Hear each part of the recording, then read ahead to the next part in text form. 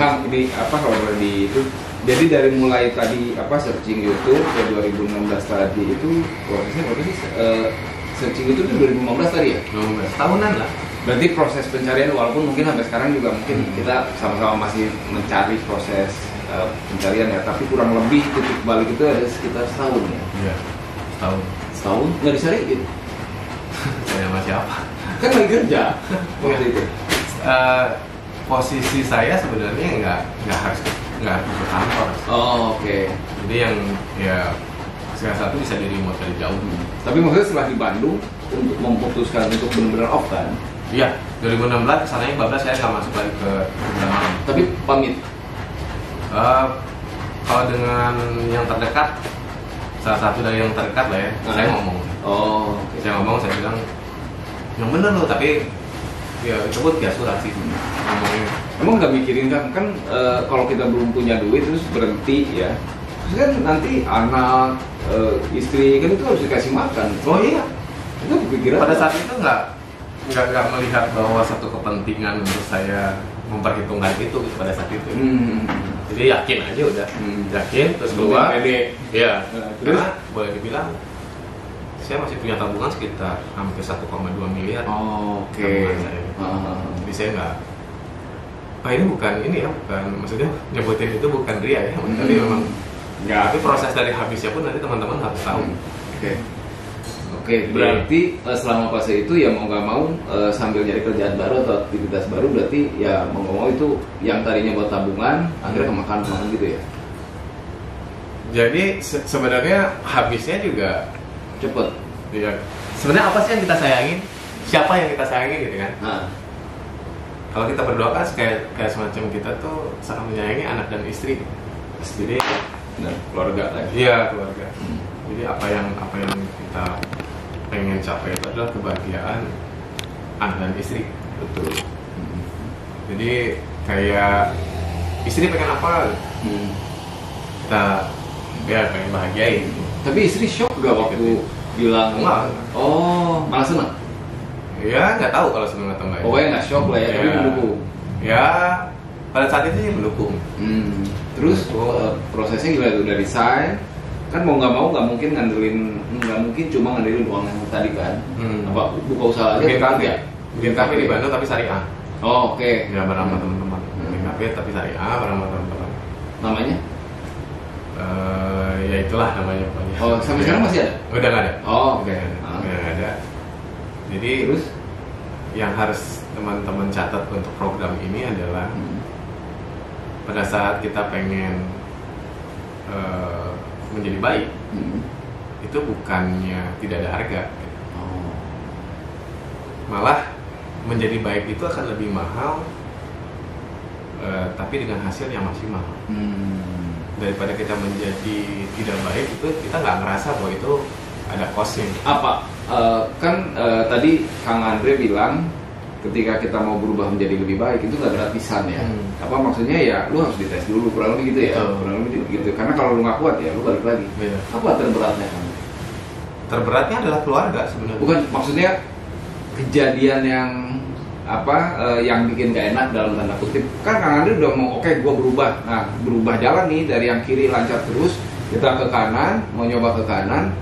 Ternyata nggak semulus, nggak semulus yang dibayangkan, atau memang udah ngebayangin bakal ada tantangan-tantangan lain. Nah, yang maksud saya yang terberat pada saat kita mau berubah itu apa? Entah mungkin usahanya bangkrut lah, atau mungkin kena apa kayak gitu-gitu kan nggak gratisan kan? Ya saya ulangi lagi ya. Yang terberat adalah keluarga sebenarnya. Jadi prosesnya itu karena mungkin berdoanya untuk kebahagiaan anak dan istri. Ya. Jadi konsentrasi kita ke anak istri itu pengen anak dan istri itu jadi benar menurut versi saya. Oke. Jadi apapun yang saya lakukan untuk kebahagiaan anak dan istri. Mungkin Allah bilang aku ini pecemburu gitu. Kalau kau bilang untuk anak dan istrimu, bagaimana kalau anak dan istrimu meninggalkanmu? Gitu kan yang terberat itu sebenarnya itu. Gitu. Kalau yang namanya kerjaan atau uang segala macam bisa cari lagi. Itu kan menurut Kang Andre, banyak yang itu yang paling terberat bagi saya adalah keluarga. Oke, gitu ya. Jadi pada saat saya berhenti apa segala macam. Dari tadi saya ceritain anak saya tanya gimana, saya kerja di mana.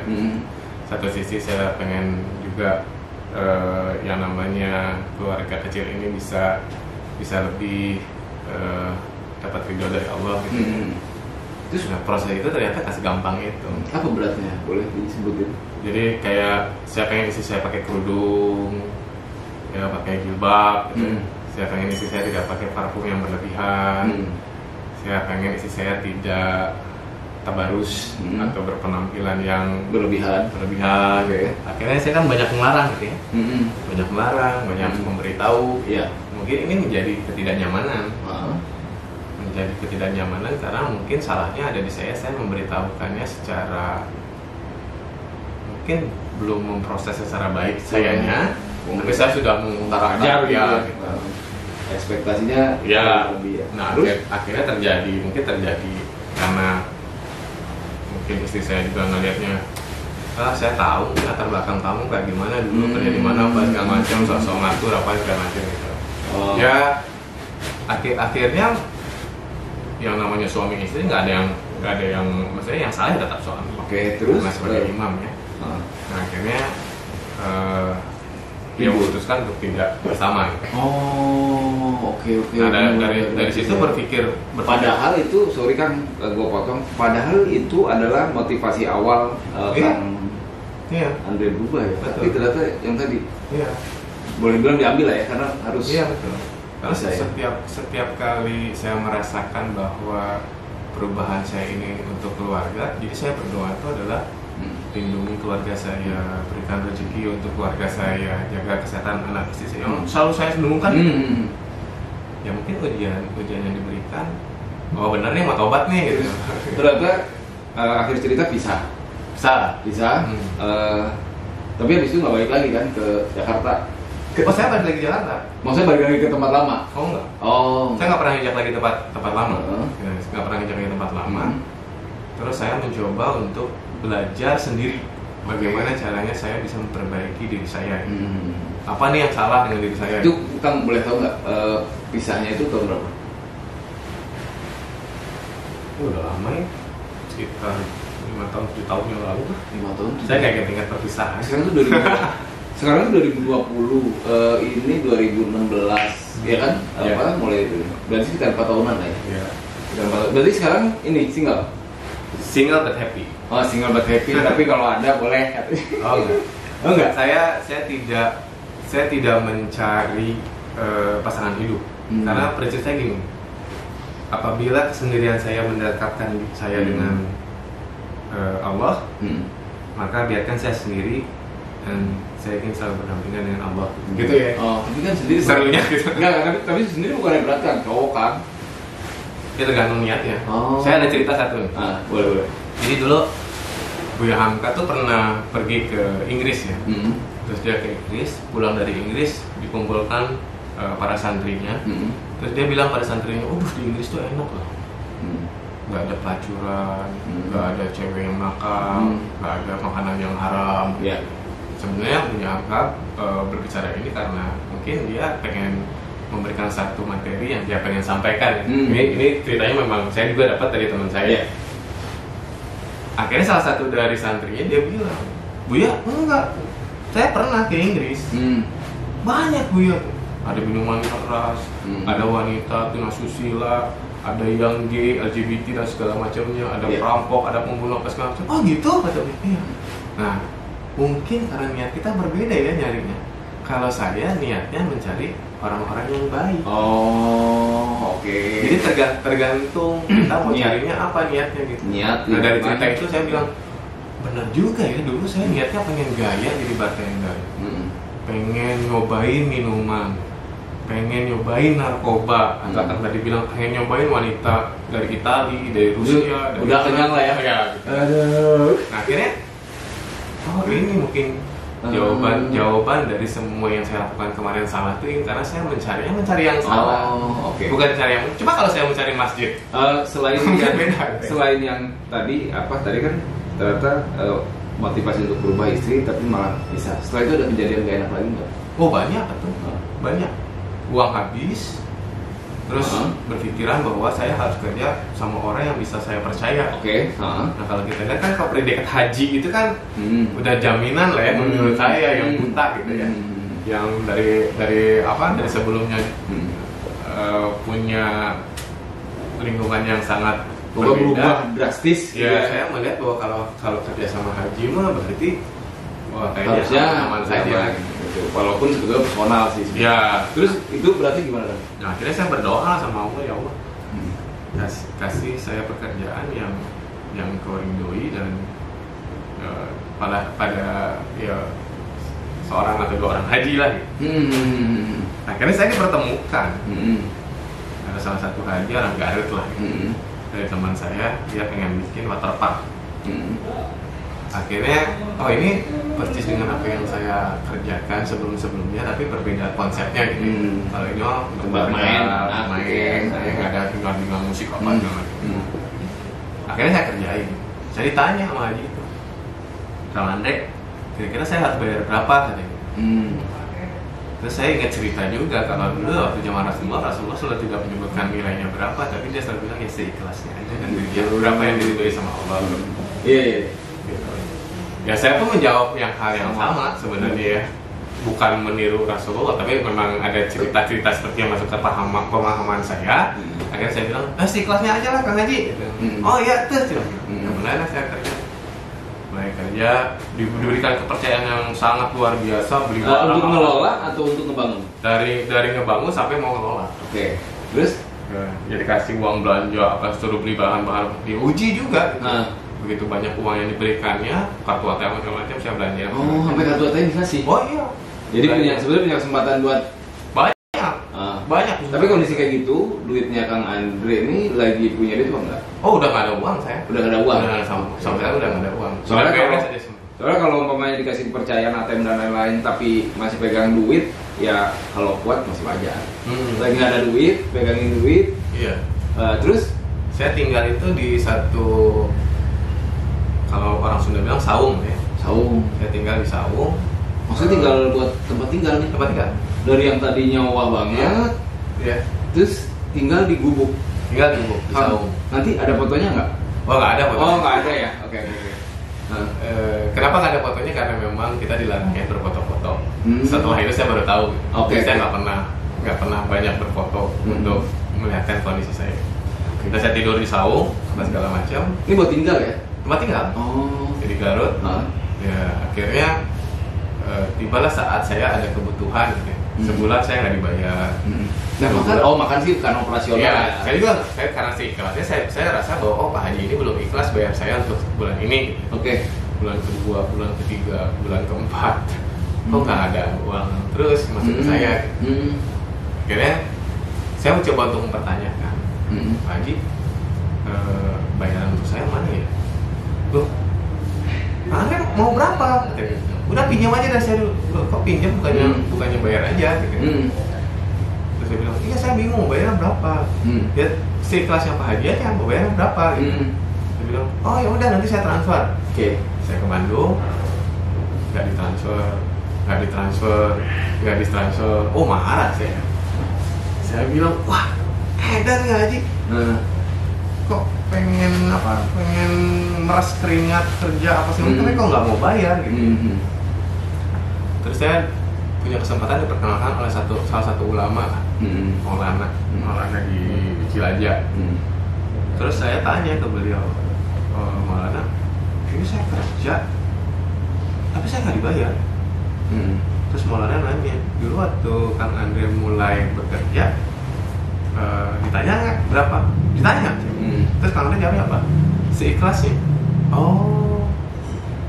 Terus kalau misalnya Kang Andre nggak dibayar, Kang Andre ikhlas nggak? Ya harus dibayar dong Maulana. Ya nggak bisa. Karena pada saat Kang Andre bayar seikhlasnya, berarti yang tidak ikhlas itu adalah Kang Andre. Seikhlasnya? Karena yang tidak ikhlas? Saya. Nah, itu kan dalam kan? Saya bilang, oh kok bisa gitu Maulana? Iya. Kalau misalkan Andre mengharapkan keikhlasannya si Haji bulan ini, ternyata dia belum ikhlas. Sekarang berbaliknya ke Kang Andre, ikhlas nggak menerima ketidakikhlasannya? Iya. Oh, gitu ya mana? Iya, saya juga nggak marah-marah. Malah kadang-kadang akan lebih didekatkan ke setan daripada nilai dari keikhlasan yang tadinya jadi pahala akan menjadi mudarat. Saya astagfirullah. Dapat lagi nih pelajaran. Kalau dulu kan kita enggak, kalau zaman dulu mah apa yang kita kerjakan dibayar sama Cina mau harus gede dong, saklek-saklekan gitu. Ternyata kalau sama haji itu gitu. Kirain saya kalau namanya haji ngerti, enggak. Emang haji juga nggak digoda sama setan gitu. Kayak Nabi Adam aja digoda cina sama setan, Nabi loh itu.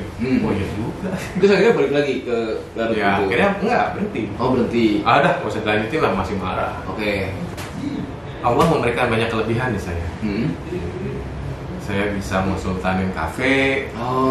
Saya bisa bikinin konsep untuk event-event pemerintahan. Oh, jadi enggak, ya masih bisa lah ya.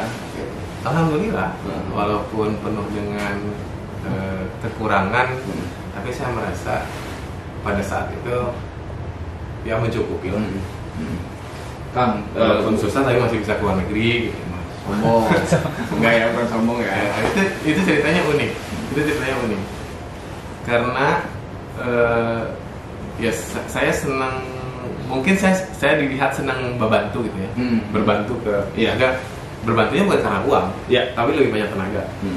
Jadi kalau misalnya ada ibu-ibu lagi arisan gitu, Andre bantu ini dong, bantuin sama saya.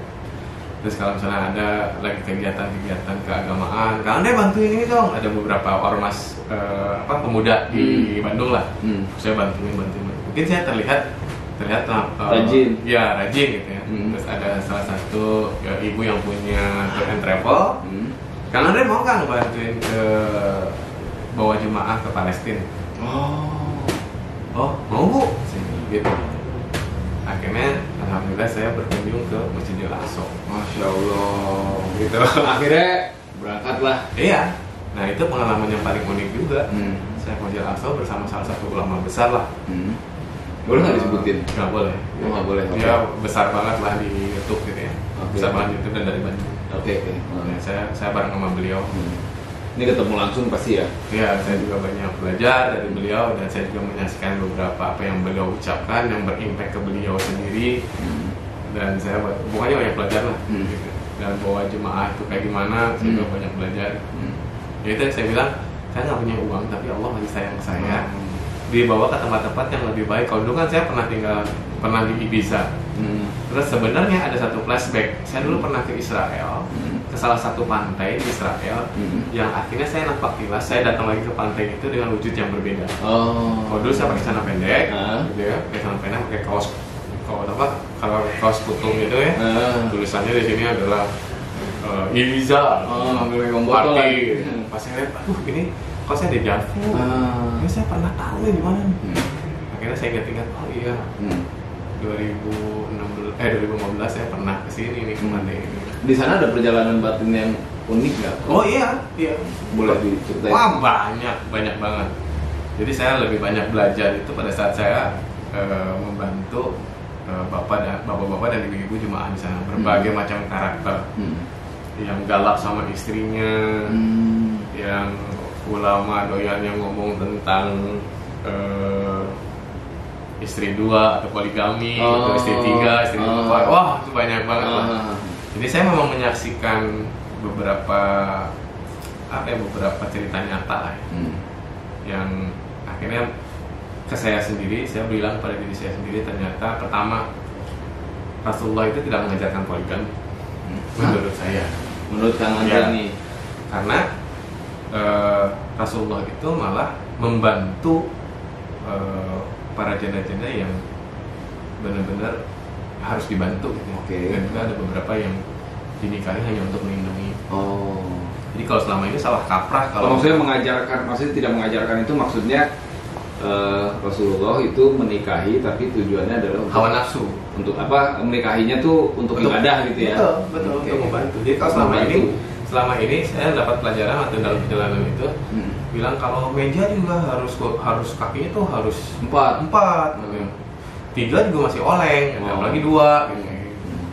Dan ternyata ya menurut saya itu hanya ucapan-ucapan yang yang tidak berdasarkan kekuatan di alam yang nyata.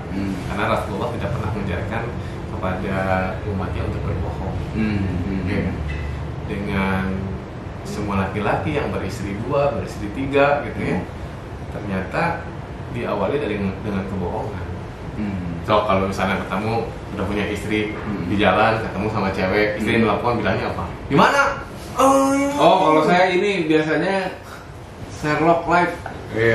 Iya kan? Nah, yang gitu. Jadi awalnya dengan kebohongan ternyata sangat sulit untuk beristri 2, beristri 3 untuk bisa adil itu sulit dan tidak akan pernah ada yang bisa meniru Rasulullah. Ya, kalau tidak seizin Allah gitu ya.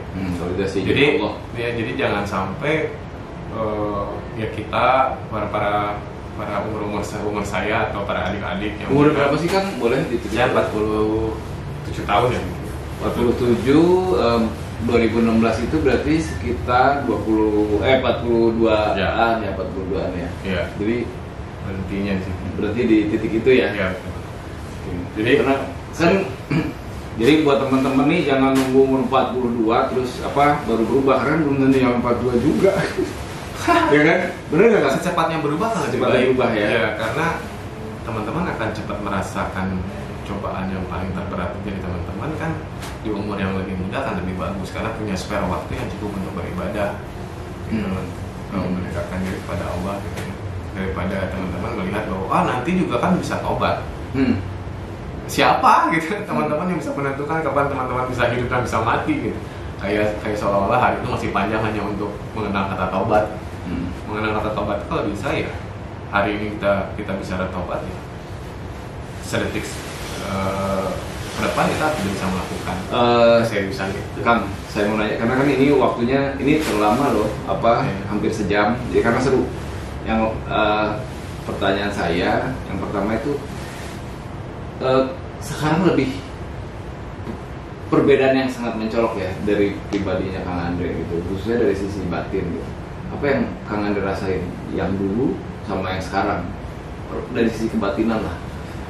Kalau dulu saya selalu dibayang-bayangi sama kecemasan. Cemas dengan saya tidak punya uang, cemas saya tidak bisa ya kegembiraan berdasarkan dari uang ya. Kenapa saya yang kesindir ya? Terus ya saya juga dulu cemas dengan apabila nanti begini, nanti begitu, itu.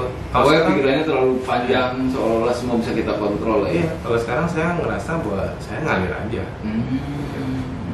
Saya sangat yakin bahwa apa yang sudah menjadi takdir saya harus saya jalanin. Apa yang menjadi perbaikan untuk saya harus saya juga jalani dengan berikhtiar. Jadi ya saya bukan let it flow ya. Let Allah show me the road, show me the way gitu. Saya gitu lah. Show me the way. Semoga saya juga ini nih punya ketenangan yang sama. Kang Andre, boleh mungkin pesan-pesan buat teman-teman yang tadi yang masih muda atau mungkin yang masih minum dan lain-lain, mungkin pengen berubah, tapi itu kadang kan banyak orang yang tahu dirinya salah gitu, tapi pengen berubah cuma bingung mau ngapain. Kira-kira ada pesan-pesan nggak atau tips harus ngapain dulu gitu? Ya, kalau menurut saya harus memperbaiki lingkungan dulu ya. Jadi di mana teman-teman atau adik-adik yang lagi berada di lingkungan seperti apa, lihat apakah lingkungan ini mendekatkan kita kepada Allah atau lingkungan ini menjauhkan kita kepada Allah. Kalau ternyata lingkungan kita menjauhkan diri daripada Allah, tinggalkan itu secepatnya. Apa itu amar, ya seks bebas, narkoba, cepat tinggal. Bagaimana cara meninggalkannya? Yang pertama kali harus dilakukan adalah meminta maaf kepada ibu. Itu dulu. Pengakuan apa yang kita lakukan salah, apa yang kita jalanin salah kepada ibu itu akan lebih membuat kita akan lebih lega. Walaupun kadar kelegaan itu memang tergantung dari keyakinan kita, istiqomahan kita untuk kita menjalankan. Kenapa ke ibu?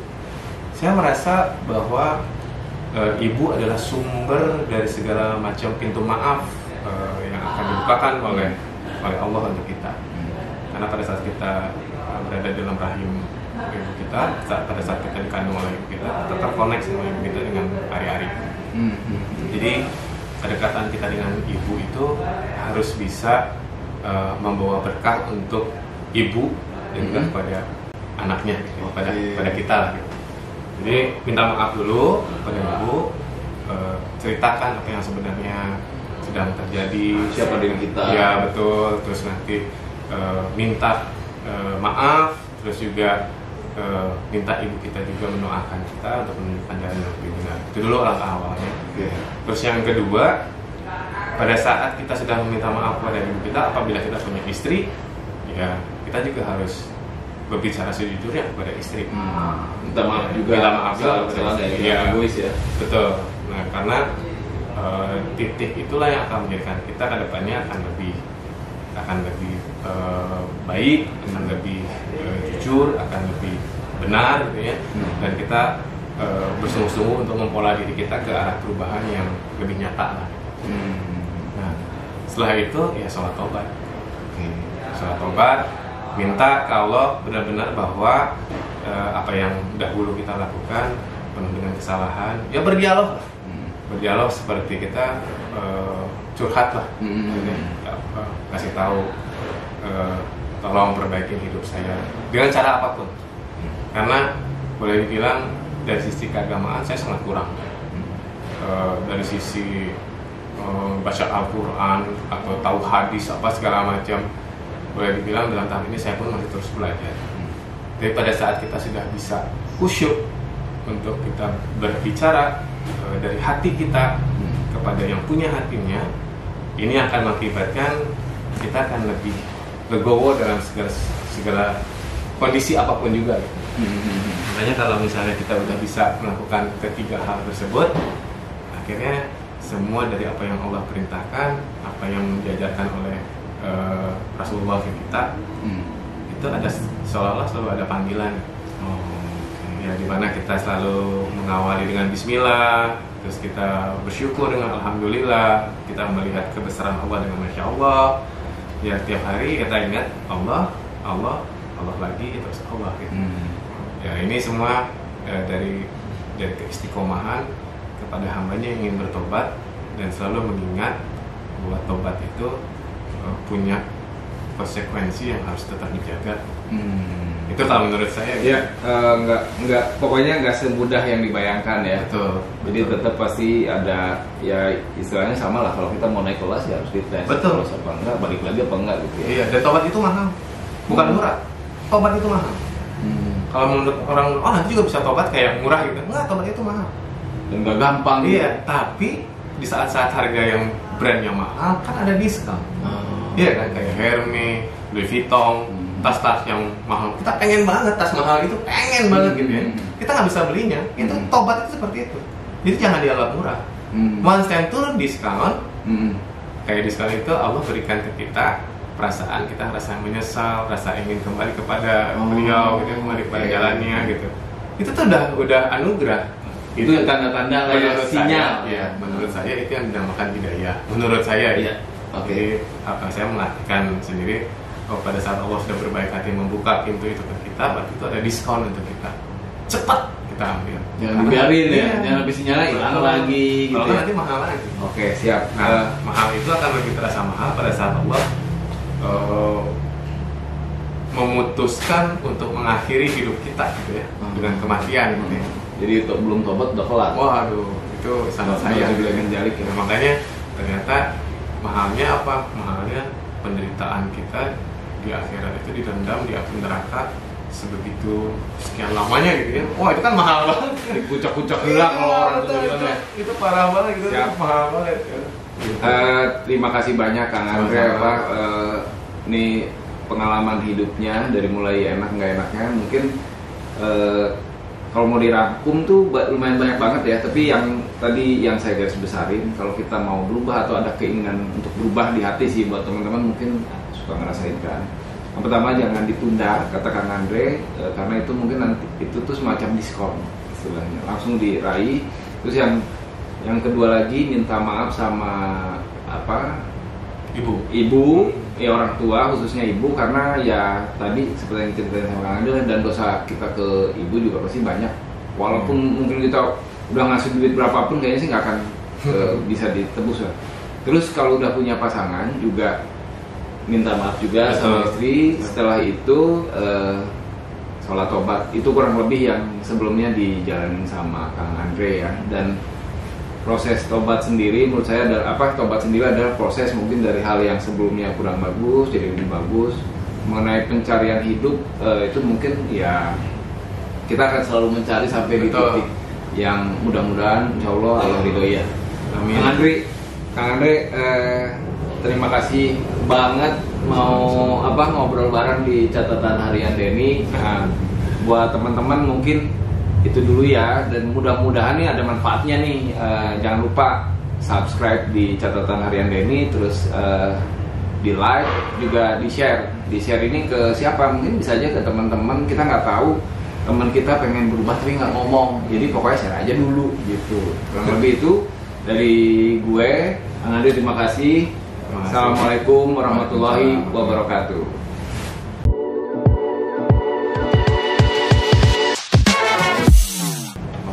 Seru banget asli. Nggak berasa dari sejam. Luar biasa, Mas Allah.